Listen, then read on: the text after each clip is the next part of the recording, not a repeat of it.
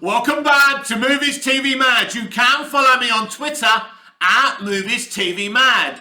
In 2013 and 2016, when Man of Steel and Batman vs Superman Dawn of Justice were released, it made us DC fans and journalists ask the question, what's the right thing to do for DC? Go with the Marvel Cinematic Universe formula, which is a dull, bland, entertaining brand that makes lots of money, or do what Zack Snyder was doing, which was deconstructive, reconstructive storytelling with high art.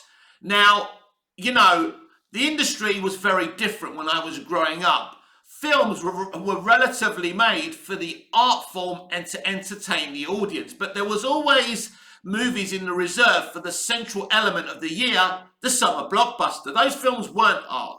They were just beat 'em ups. They were Arnie movies. They were Sly movies. You know, they were Steven Seagal movies, whatever. You know, Spielberg's, Jaws, and Back to the Future. Those films were made just to titillate audiences and get paid butts in seats.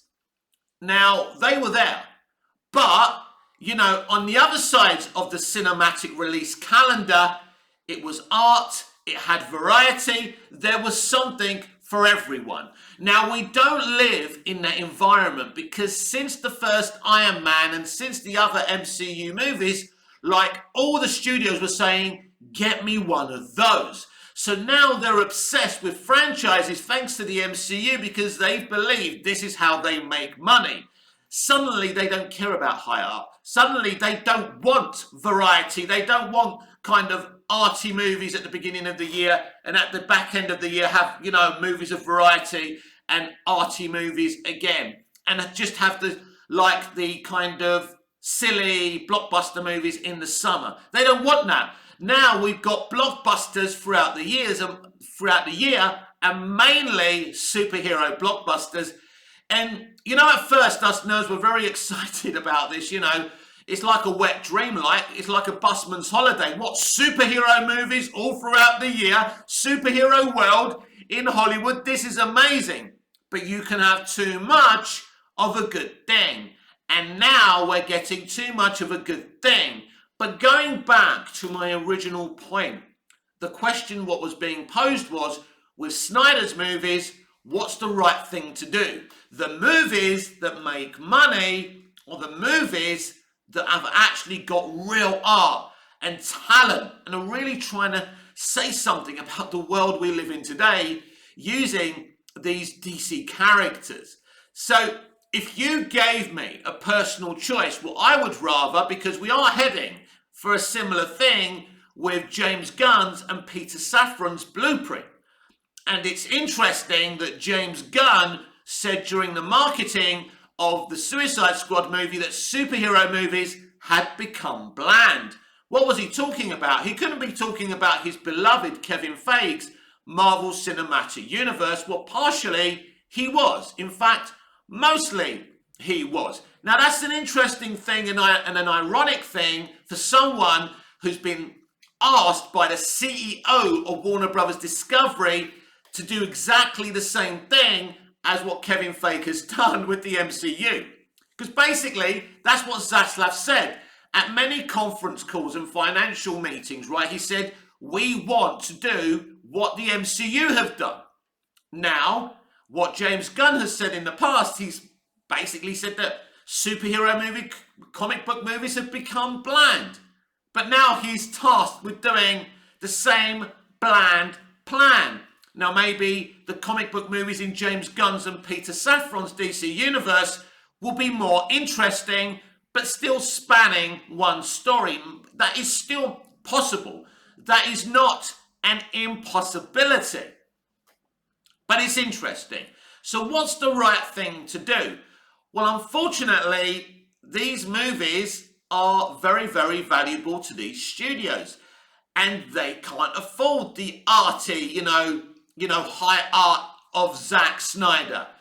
But, so, you know, people like Zack Snyder get forced out of, you know, mainstream studios, and now he's at Netflix and he's going to make a brilliant sci-fi, you know, space story with Rebel Moon, and I can't wait for it.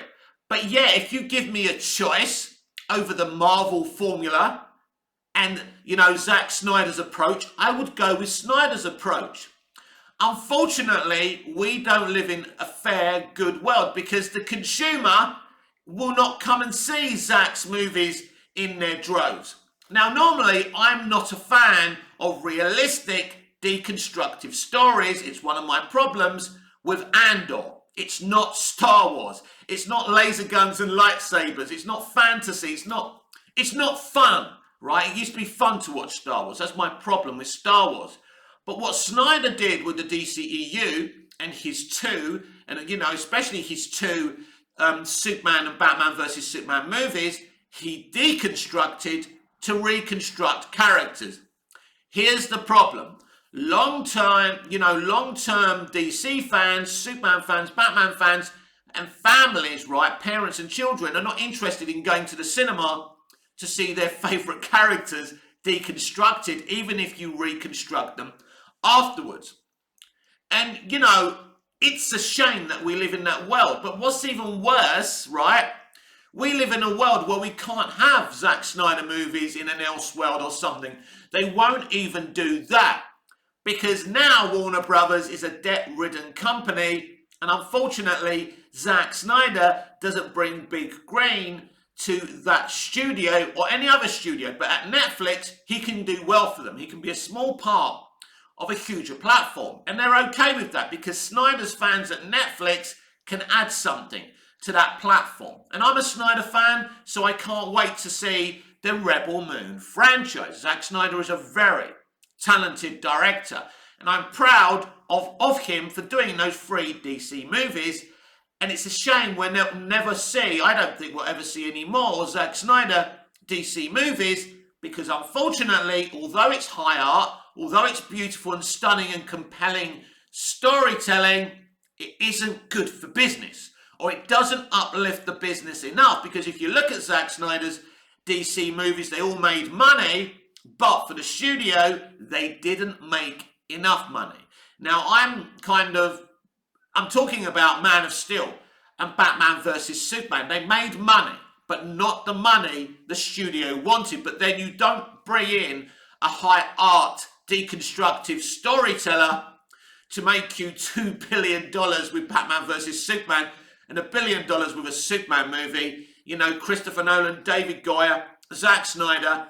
It's an interesting mixture. Even though The Dark Knight did make $1 billion, Batman Begins made nowhere near $1 billion, probably because of the previous Batman and Robin movie, and not because of Batman Begins, because it's one of my favourite Batman movies. And obviously The Dark Knight Rises, off the back of The Dark Knight, also made around $1 billion. But ultimately, Goyer and Nolan didn't bring that to Man of Steel. Man of Steel is an excellent contemporary Superman story. I genuinely believe that. So yeah, if you gave me a choice, I would be going for Snyder every day and the middle of next week. I prefer his take to the MCU. The MCU isn't high art, apart from, you know, Chloe Zhao's Eternals, a movie I actually really like. Everyone hated it because it was very progressive, but you shouldn't hate a movie because it's progressive. You should dislike a movie if you don't enjoy it, right?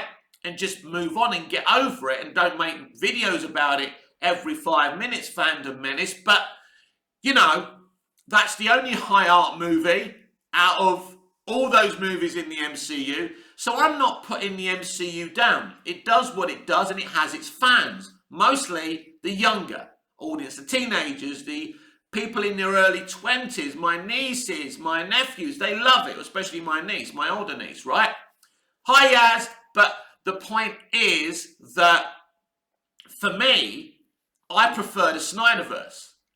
But I'm not as deluded as a lot of Snyder fans who don't understand why he's still not at the studio making DC movies. It's not Snyder's fault. Snyder is Snyder. He can't change. You can't change Zack Snyder. Everything has to be what he wants to do with his film. He's an artist. He's a perfectionist. And I absolutely understand that. Unfortunately, Snyder was embroiled in a universe that was supposed to be mainstream and was supposed to make, they wanted $1 billion or so a movie. They wanted the Marvel Cinematic Universe. But if you want to make, general audience type billion-dollar vehicles every movie, Zack Snyder is your wrong man. Zack Snyder is a genius. He's talented. He makes great looking movies. He makes compelling movies, but he's there for the art form. He's even admitted it. He's not there for the general audience. But in an ideal world, if you told me what would you rather right now, James Gunn's kind of MCU copy and pasted universe or Zack Snyder's Snyderverse, I would go for the Snyderverse every time. Now, I'm excited about what Gunn and Safran are planning. I have no choice but to be excited because it's what I'm going to get. And I hope it's going to be great. But there are lots of red flags, everyone. There are. James Gunn, he can talk for England, right? As the saying goes.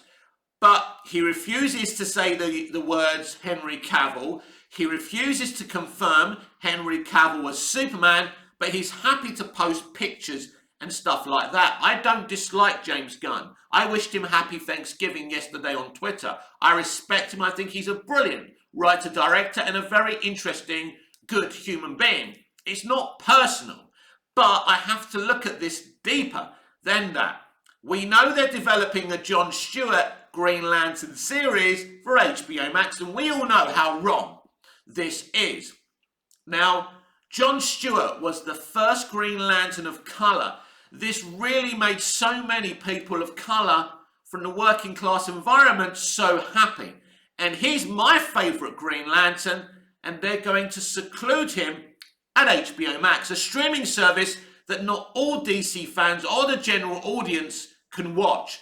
Why isn't Jon Stewart in a mainstream, Green Lantern cinematic movie? It makes no sense. Why are they not doing this? Now, obviously, James has said that this franchise will span one story through multiple platforms in the DC universe, cinema, TV, animation, and gaming, and that's fun. And I hope, and I'm sure we will see Jon Stewart cinematically as well. But I'm not hearing about that right now because, again, we're not getting any context. We're just getting teases. So yesterday, James Gunn had a go at a fan who said to him, there's no plan for Green Lantern, and he's not happy. So James Gunn turned around and said, that's a bad scoop, or it's not a good scoop, or whatever he said. No, James, the fan is frustrated because Jon Stewart, the greatest Green Lantern, is being reduced to an HBO Max streaming show developed by Greg Berlanti, one of the people who developed the Green Lantern movie, whose even its lead actor makes fun of that movie today. What are you going to say about that, James? What kind of pithy comeback are you going to give me about that? Don't dislike James Gunn. That's not the point here. The point here is we've got to talk about what we don't agree with. James Gunn wants a constructive, transparent conversation with fans. But what I can see right now, it's only going one way. He's probably got nearly 1 million followers when he quote tweets a fan because he doesn't like what someone has said, or when he, exposes a scooper, he exposes all those followers to that person. And these celebrities know that. And that's not a good thing either. I think, as I've said for many weeks now, it's time for some hush from James Gunn until he's ready to tell us what he and Peter Safran are doing exactly. So we can have that good old-fashioned thing, context. So we can understand what the connections are between the DCEU and the DC Universe, if there are actually any. Mick, you're boring. You're saying the same things again. Because it matters. It's important. I'm saying this for my sake and your sake. You need to know what's going on. You need to know why Henry Cavill was in Black Adam. If it has any context to the future, or if you and I are being led up the fucking garden path. And if Henry Cavill has no future in James Gunn's and Peter Safran's universe, we need to know that. Because it is an absolute betrayal. Because if Henry Cavill only came back to uplift the box office of Black Adam, It's absolutely ridiculous. And let me say one thing about The Rock's video the other day. I was talking about it yesterday. I believe the man is deluded. Personally, I think Dwayne The Rock Johnson is the last person I want building out the Justice Society of America. And let me say something else as well about DC Studios. Are there actually any comic book artists or writers advising James Gunn and Peter Safran at DC Studios? Are there going to be any, really talented comic book people at studios called DC? James Gunn said weeks ago that he and Peter are talking to the best people in the industry. But what industry? The comic book industry or the entertainment industry? Because if you're locking, comic book industry people outside of the conversation, you, my friends, are going to fail. This has been Movies TV Mad. I'm Mick, your host with the most. Just ask your girlfriends and your wife. Please like, share, comment, subscribe, hit the notification bell so you never miss this beautiful perfection. And I'll see you again in the next video. Until I see you again, goodbye, au revoir, auf Wiedersehen.